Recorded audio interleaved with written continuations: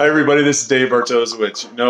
I had to do this video. Why? Because there are a lot of people out there who are interested in drinking wine, but not only drinking wine, but they're interested in seeing how wine is created, and there are others who are interested in wanting to make their own wine, right? Well, in front of me, I have a winemaker. And Suzanne, you know what? I'm going to show everybody right here. You can see there's bottles that are being made, that she has made this wine in a big bottle right here. You can see all that. She has bottles here, and then she also is doing sanitizing right here. And can you show some of the bottles, Ken? Yeah, see, you have to clean the bottles. 30 seconds in the solution, right, Suzanne? 30 seconds. That's right. Okay. I think this one's been submerged. And then you dry them right here, right? Mm-hmm. You have to have a little rack. Yeah. And then what's this right here? So this is my auto siphon. And so what I'm going to do is I'm going to put this part into the bottle of wine, and this part is going to go into the bottle itself. Into the bottles. Into the bottle. Oh, I'm missing a part. I got to go downstairs and get, there's a piece that goes here that when you push down the bottom of the bottle, the wine goes, and then when you lift it up, the wine stops, so your bottle doesn't flow over. Oh, okay. And so I need to put that on there. But that is the auto siphon. Great. And then, so we're going to be putting that into this container of wine. Now, how long has this been in here? 8 weeks. 8 weeks. 8 weeks. And what happens when you get this kit? You purchase a kit. So tell us a little about the kit. So I buy a kit. I've made three batches. Okay. And what is the batch? How much is the batch? A batch. Excuse me. A kit is it's like a concentrated grape juice, and sometimes they'll come with the grape mash that you started off with. Sometimes they don't. Depends on the kit and how much you want to spend. Okay. So you can start off your first time with an $80 kit. $80. With an $80 kit. Okay. It's going to produce about a bottle of wine that would taste like a $10 bottle of wine. But it's going to cost you $2 a bottle to make. Great.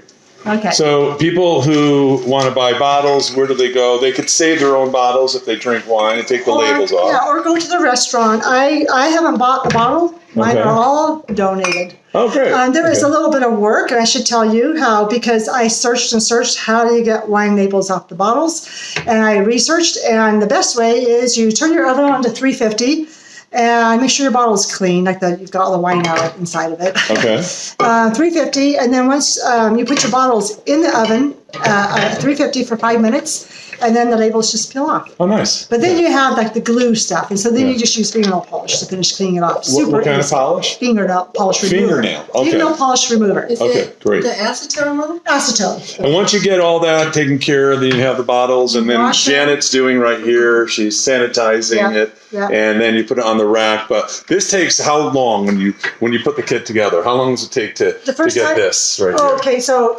you talk about like all the steps. Yeah. Okay, it takes a long time. They come with. Let's use this one.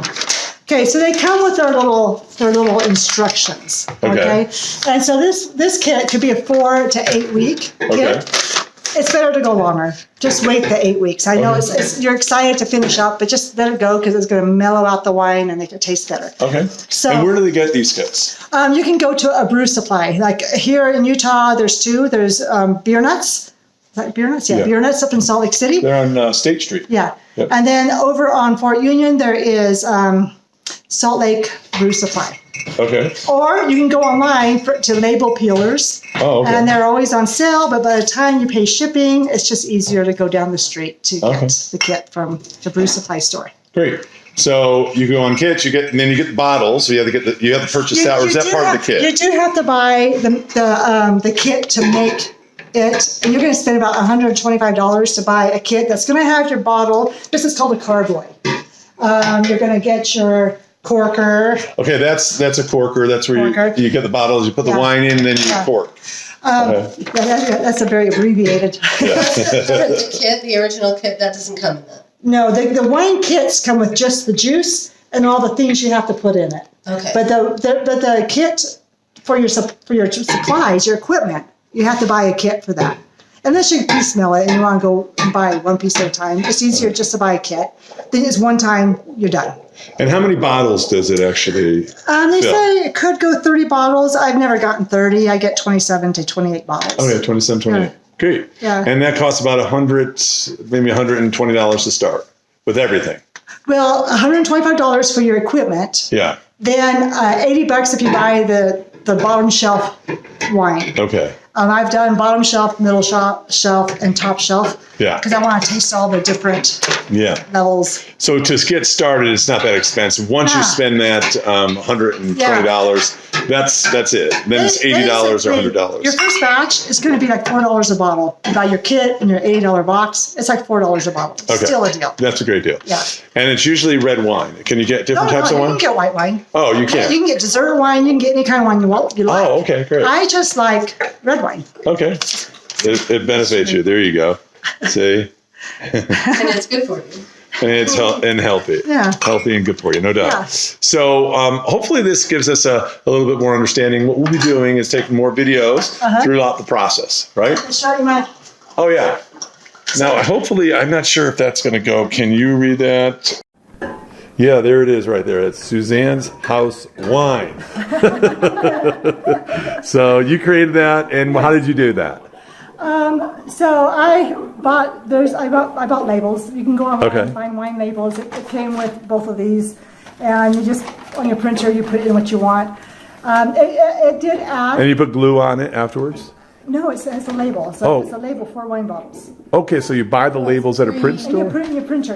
And it's all like glued and so forth in the back? It has like actually, there's different templates online. It's just a blank label, and you pick a template you like. And, okay, and great. It has adhesive on the back. Yeah, adhesive, yeah. Yeah, so you just put it in your printer. And it's a very great year, 2019. 2019. As a matter of fact, I think I was there that did that day. I think you were. As a matter of fact, here the second time, too. Corking the bottle. All right, and talking about the corking of the bottles, one of the things you need to learn. Oh, yeah. We made a mistake in the first time. First mistake, I just sanitize my corks, which you put it in the sanitizer for 30 seconds. However, the corks need to be like really wet. And so these are in the sanitizer. We're going to leave it in there for about 30 minutes. 30? If you don't do that, it's really hard to cork the bottles. I could not do it. Yeah. I had to have David's big strong muscles to do it, and then we made dents in my table. Yes, so we did. And then you couldn't get them out. And then it's tough to get out. And then the corks are tough to get out, so I can't give those bottles to people as gifts because it's really So embarrassing. don't make that what? Don't do that. Mistake. Yeah, make sure you soak your corks really good before you... 30 minutes in the sanitizing. In the sanitizer. Now, the sanitizer, where do you get the sanitizer and what is the sanitizer? I went to the brew supply and I got it there. And we can go downstairs to my cellar and I'll show you the kit. This is a kit that I bought to start this whole process with. It comes with a fermenter, that carboy that you saw, and all the supplies that you would need. Well, most of the supplies you would need. I would suggest that you also get some extra, either sodium metabisulfite or potassium metabisulfite. Either one's fine. If online people will say, "Oh no, you have to have potassium." The guy at the brew supply, he's like, "It doesn't matter. It doesn't matter." But what this does is that towards the end, if you want your wine to last in the bottle for a year, you want to go over a year, you'll want to put an extra. It only takes 1/4 teaspoon, but you put this in like 2 or 3 days before you bottle and stir it in, and this will make your wine not in the big container. In the big container, the carboy, yeah. So that's a good thing to have. Also, there's different sanitizers.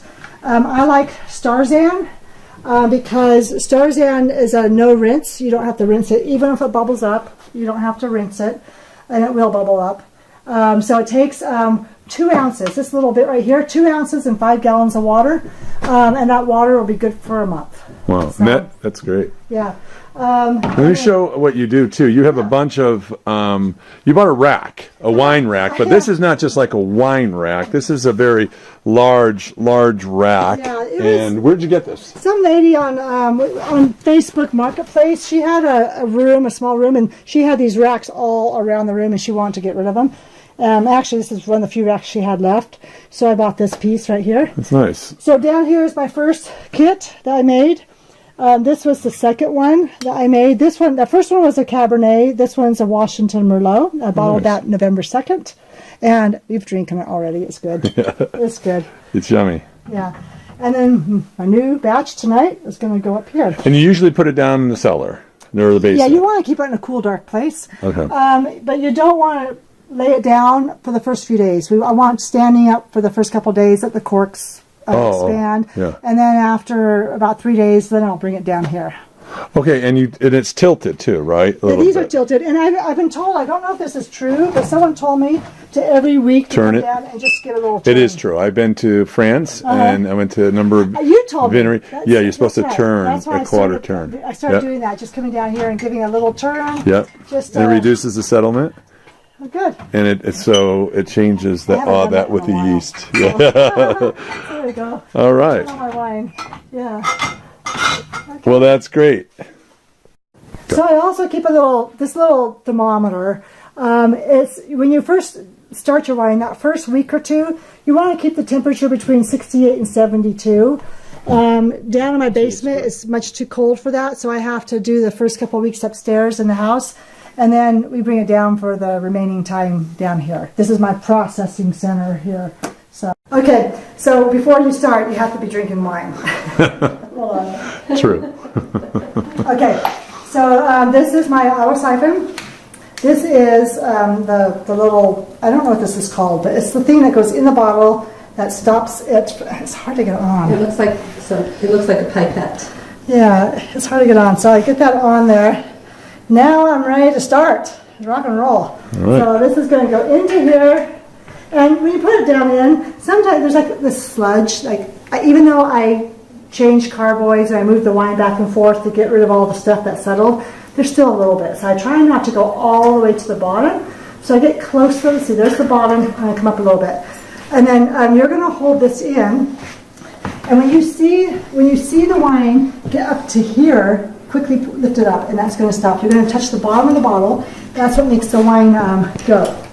Okay, you ready? Okay, so you see the wine going in. Oh. Right, and you said don't worry about the sudsiness. Don't worry about sudsyness. The suds, yeah, but They don't taste soapy. no. And then you're going to just keep it on the bottom. Oh, on the Yeah, bottom, okay. it won't go if it's not touching the bottom. I see. And then as soon as you see it come up to here, take it out.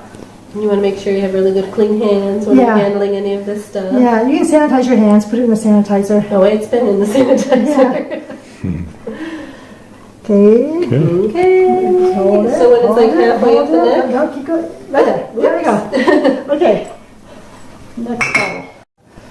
We want the wine to be right up to the neck, so you could have gone a little bit longer. So every time I make wine, there's always an adventure, and this batch has had a couple of adventures. So what happened was, while we were filling out the last bottle, this little tip came off of this. And what happened was, without this on it, this is what makes the wine stop and start. And so we were filling a bottle, and it fell, oops, I just did. We were filling a bottle, and this tip fell off, and the bottle just kept filling and overflowing. And so we just cleaned up the mess. And Janet, I just made a new mess here. okay. So make sure the tip is on tight. The adventures of Adventures of winemaking. winemaking, something new every time. Okay, here we have Dave corking our second bottle. Come on, Dave. Good job. Let's just take a look at this. Oh, wow, you really got it down in there, didn't you? Maybe you don't. Okay, so we are done filling bottles. We got 28 bottles, which is the most I've ever gotten out of one batch. So, success. Also, this particular brand came with its own wine label, Premier Winery Series, and from Italy. This is an Italian grape. So, voila. Bon, what is it? What do they say? Salud. Salud, salud.